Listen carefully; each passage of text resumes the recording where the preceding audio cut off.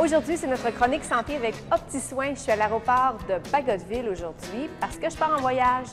J'ai dans ma petite trousse mon maillot, ma brosse à dents, ma crème solaire. Est-ce que vous pensez qu'il me manque quelque chose? Claire Brassard, qu'est-ce qui me manquerait? As-tu tes vaccins? Non. As-tu pensé à tes vaccins? Non, je pense que c'est important. Les hein? hépatites, Oui.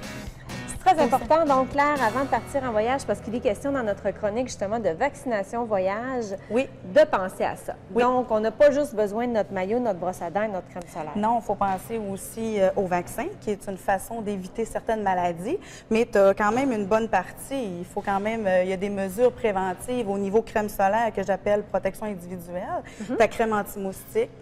Ensuite, il y a la vaccination. OK. Bon, quel genre de vaccin? Ça dépend toujours de l'endroit où on va, j'imagine. Exactement. Oui, tu as besoin, il faut savoir la destination, il faut savoir la durée, parce que si les gens partent une semaine, ils partent 2 mois, c'est différent. Les vaccins déjà reçus aussi, la date du départ, parce que c'est important. S'il part dans une semaine ou il part dans 3 mois, alors il faut adapter la vaccination en conséquence.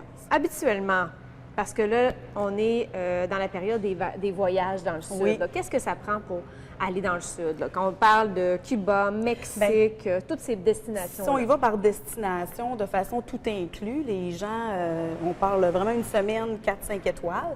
C'est pas parce qu'on est dans un tout inclus qu'on est à l'abri des maladies, même si ça fait plusieurs voyages qu'on fait. Au contraire, il y a les hépatites A et B, notre tétanos à jour. Il faut évaluer l'état de santé de la personne.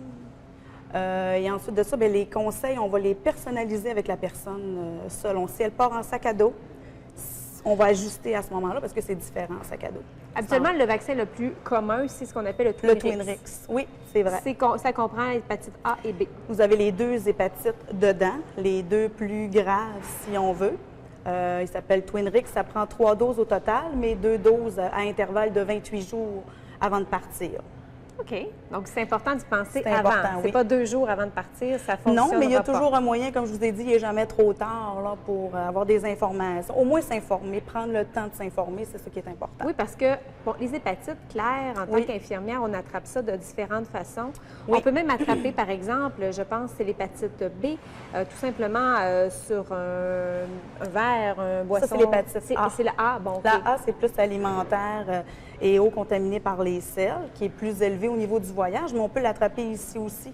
Les hépatites, ils les donnent en protocole scolaire pour nos jeunes ici. Et Alors, c'est l'hépatite B, elle, on l'attrape comment? Tout ce qui est sanguin, relations sexuelles non protégées, aiguilles, piercings, tatouages, services santé, soins de santé qu'on peut avoir là-bas.